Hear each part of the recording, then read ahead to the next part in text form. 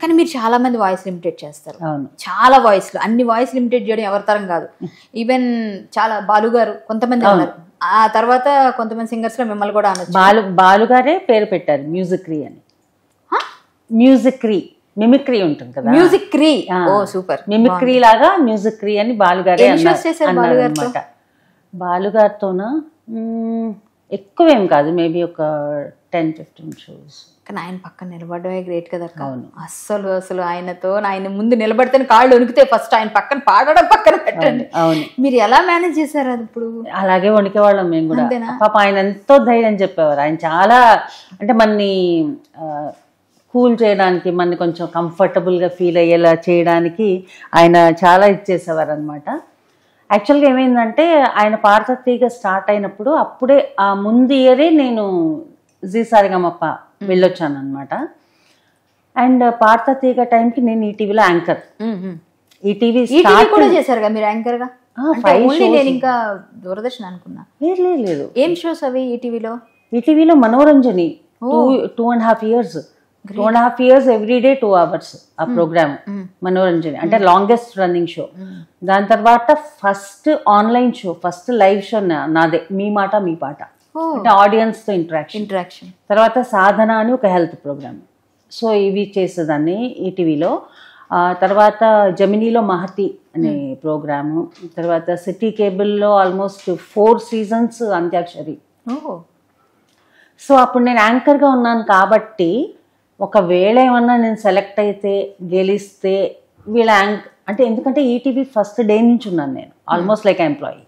So వాళ్ళు అనుకుని నన్ను ఒప్పుకోలే. కాంపిటీషన్ కి వెళ్ళొద్దు అన్నారు. నాకు ప్రాబ్లం వచ్చింది అనేసరికి నేను చాలా బాధపడ్డాను అనమాట. అంటే బేసిక్గా ఎందుకంటే బాలు గారికి పాడతా తీగ బ్యాచ్ అందరు ఉంటారు కదా, వాళ్ళతో చాలా బాగుంటారు అనమాట. ఆయన చాలా ఇష్టం, చాలా వాళ్ళందరితో చాలా అభిమానంగా ఉండేవాళ్ళు. నాకు చాలా కుళ్ళుగా ఉండేది అనమాట.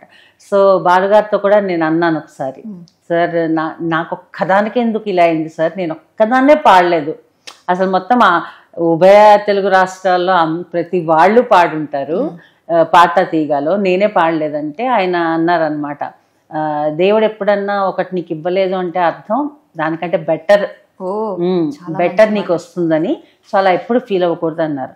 ఆయన అన్నట్టే నేను పాడతా తీగలో పార్టిసిపేట్ చేయలేదు, కానీ 2 సార్లు ఆయన పక్కన కూర్చొని జడ్జిగా వెళ్ళాను పాడతా తీగ. కంగ్రాచులేషన్స్. అది చాలా హ్యాపీ అనిపించింది. అవునా? Happiest moment. నాకు కూడా బాలు గారు అంటే పిచ్చి, అసలు మామూలు పిచ్చి కాదు. నాకు కూడా ఒక పాట పాడాలి ఆయన ఎదురు, కానీ 2-3 సార్లు ఏదో ఒకసారి ఎప్పుడు ఆయన ఎదురుగా పాడాను, కానీ అప్పుడు ఆయనకి అంత వినేలేదు, జనాలు పడిపోతుంటే అంత, కానీ వింటారు ఆయన.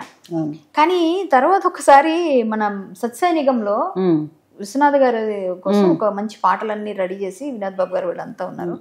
సో అప్పుడు పాడుతున్నప్పుడు అందెల రవ మీది పదముల అది నేను పాడాను. పాడేటప్పుడు ఆయన ఇంకా రాలేదు, అప్పటికి ఆ పాట అయిపోయింది. బాలు గారు వచ్చారు, ఇది వేదం అనువనునాదని ప్రిపేర్ అయిపోయాను, ఎలాగైనా పాడేయాలి ఒక్క పాట అని బాగా ఇంట్రెస్ట్. ఆయన నన్ను చూసారు, ఇలా చూసి ఎవరు సింగరు అని అడిగారు వాళ్ళని. నేను చాలా ఫీల్ అయిన విషయం అది.